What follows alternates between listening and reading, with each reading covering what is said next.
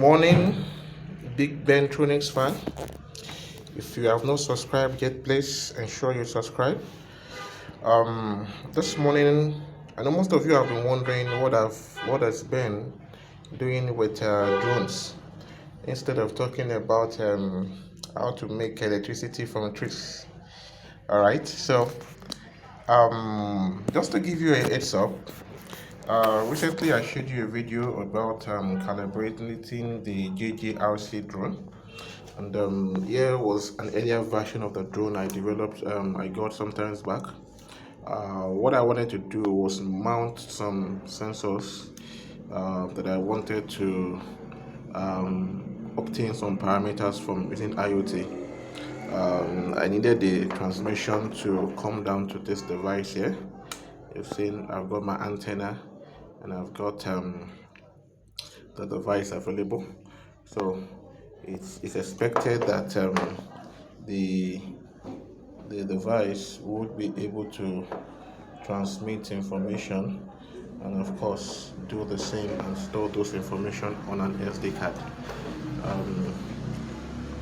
But the challenge we had then was that this drone was very light, so each time you put it out there, the wind just blows it away, and of course the controls definitely shows that they are childish, so you cannot be able to get good readings with this kind of drone. So that was why we had to switch over to this. And of course, from the last video, if you have watched it, the performance was better. The total weight of this is more than 300 grams. You can compare it to this light one. So what we're going to be doing in the next video is to move all these sensors and mount them onto this drone. My interest is not really in photography, but I'm trying to make us understand how we can use drones in IoT applications. It's not only just for agricultural applications, you can also use it for weather parametric applications as well, and to obtain some data that naturally or that are so difficult to obtain.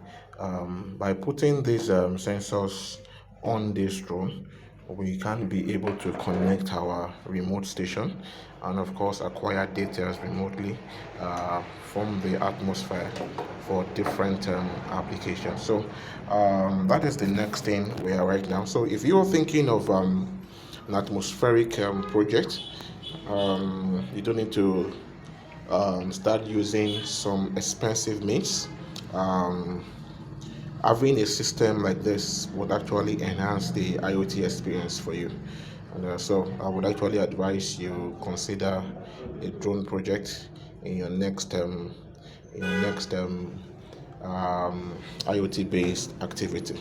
Now the beautiful thing about this JRC is that it has a SD camera slot. I've not tried it out to see how well it captures images. But apparently for this one, I think the camera is faulty. The gimbal, some people call it gimbal. The gimbal, we call it camera. So it's faulty because it's not transmitting anything to the application, the app on the phone. So I've raised a dispute with the seller, and I hope they fix it. But if it's not fixed, I don't need the camera for now. All I need is my station. And of course I need to move the sensors from here down to here. So the drones are active, you can hear them.